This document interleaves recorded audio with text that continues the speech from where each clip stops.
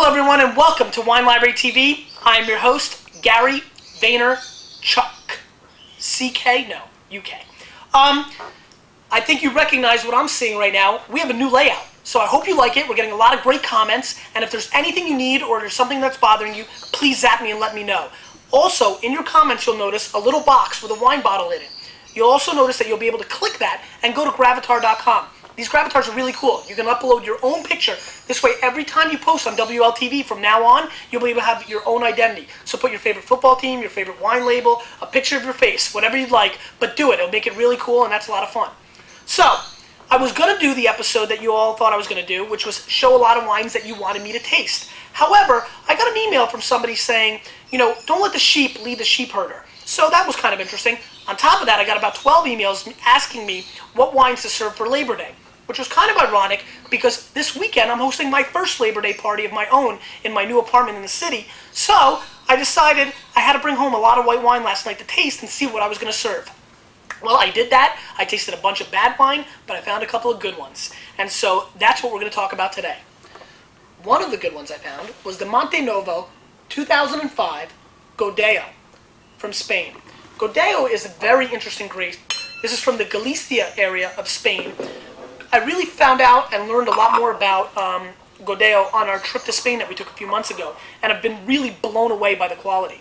What I like about these wines is they're very aromatic and crisp, and let's see how this is showing. Last night it was showing great, a different bottle, obviously. Great complexity. I love this lemon and lime nose. No Sprite or 7-Up needed at your parties when you serve this. I mean, it's really got that characteristic down. Rolled up in a little bit of kiwi. So think of a kiwi drenched in Sprite and Coke, and then, Sprite and 7-Up, and then bite it. You're going to get this exact kind of nose flavor profile.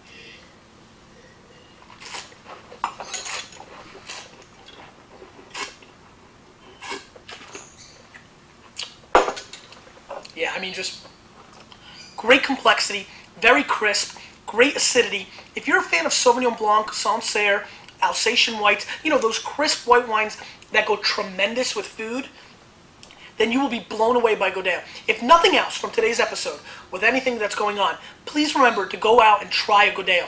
Order on a wine list, do something. You gotta try it. This is a really up-and-coming grape. I want the credit. I want 3 years from now, when this is the biggest grape, for me to go back to this episode and email it out and tell everybody, I told you so. Because these wines are going to go up in price. Right now, they're priced at about $8 to $15. I think they're bargains and a half. I see them making a major stance in the U.S. market. Wine that's this crisp, this clean, and this well-made, really well-made white wine, just has enormous potential. This is probably better than 95% of the Pinot Grigios in the U.S. market. And that's what it comes down to. Quality wine will always win.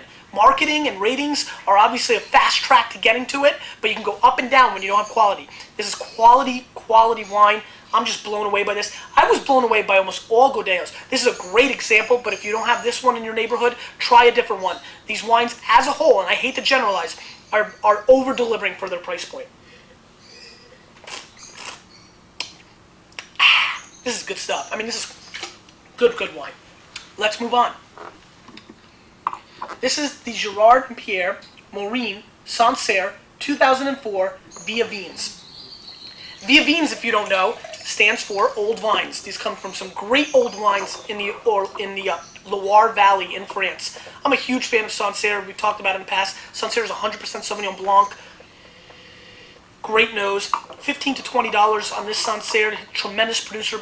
Peter Wygant, an amazing importer, is bringing this in, so I think you could probably find this up and down the country. If you drink Sancerre, this is definitely one to seek out. This really amazing, once again, similar to the Cora Bay that we had the other day. Wasabi kind of integrated with a little bit of kiwi grasp. Birds are on fire.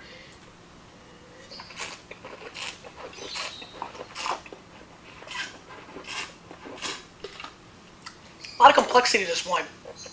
A lot of backbone, a lot of structure. Acidity is actually kind of mild. Well integrated with the overwhelming flavor of grass. Very grassy wine. Like New Zealand Sauvignon Blanc in that matter.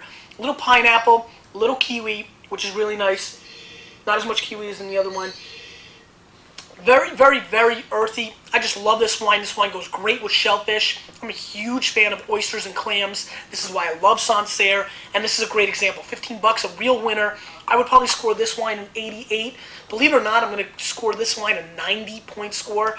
And this is not a price point thing. This is just a little bit of a better wine, believe it or not, even though it's about $5 less and 35% less.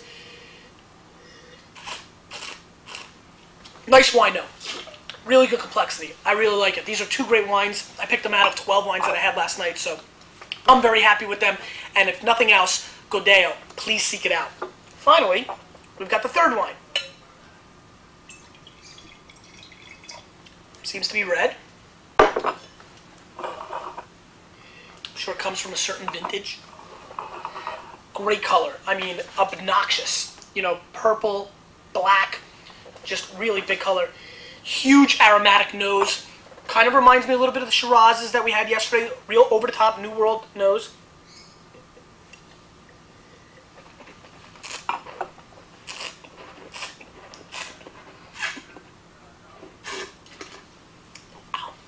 It's a lot of wine. Big tannins. I almost felt like I was drinking paint. You know, it's just a really thick, viscous, big wine. All up in your palate, you know, kind of thing. Just massive. Has a lot of that New World fruit going on, a lot of complexity. Very dark cherry, blackberry, blackcurrant flavors, but has a little bit more of that Bordeaux structure. I would almost call this an imaginary blend of an 85% Elderton Command Shiraz mixed in with 15% of a Chateau Côte d'Estournel Bordeaux. It's got the structure of a Bordeaux in that mid-palate and that finish, but the New World fruit of a high-end, explosive Australian Shiraz or California Colt wine. This is good wine. I'm really impressed with this wine. Let's score it 93 points. So, let's move on to the... Come on. I wouldn't do that to you. This wine that I just tried was the Almaviva 2003 that a lot of you asked me to try from Chile. The Rothschild family is obviously involved with the Santiago family. 95 points wine spectator. I am completely on board. You know, 95 points spectator, that's fair. I mean, I go 93, but that's nitpicking. I mean, it's great, great stuff. Nice wine. And for $50 or $60 or $45, whatever it is nowadays, it's well worth it. I mean, it's worth $75. Comments. Stan VH says, wow, you had a run of bad wines today. Are all these wines available at Wine Library? I often wonder how some wines actually get into the store. Do you or some of the staff try all these wines before they're stocked? Or just some of them? Or are they just some pushed on you by your distributors? Can you give us a little insight as to how the wines are selected for your or anybody's store? If you don't want to reveal any secrets, I'll understand. Thanks, Stan VH. Stanley, no distributor is going to push me around and force me to buy bad wine. Here's what the breakdown is. About 50% of what we carry are market goods. Santa Margherita, Ruffino, Kendall Jackson, Glen, Laurel Glen, all these small little, the big brands that we have to carry. The brands that everybody asks for, everybody recognizes, whether they're Benzinger or Black Opal, Lindemans, you know what I'm talking about. The brands that almost every store carries, even if they have a small wine selection, we have to carry those wines because they're in demand, and that's about 50% of our mix. I find about 10 to 15% of our mix, to 20%, I would probably even say, are scored wines. Wines that are rated by the wine spectator Robert Parker, Stephen Tanzer, Wine Enthusiast, Wine Spirits, Wine Connoisseur, all those guys. Wines that we have to carry because we know people are going to come in with the magazines and say, do you have this? So that probably takes up about another 20%. We have no say in that. We have to carry those wines. They're very important. The last 30% is where we live and breathe, what we're all about here at WL, and what we love to do. We get to taste different wines, up-and-coming things like a Godo, and that's what we bring in for our customers, and we have a lot of fun with that, and that's a big part of our business, and we're excited about that part. That's probably what makes us get up in the morning. So I would say we are a 50, 20, 30 company in that manner.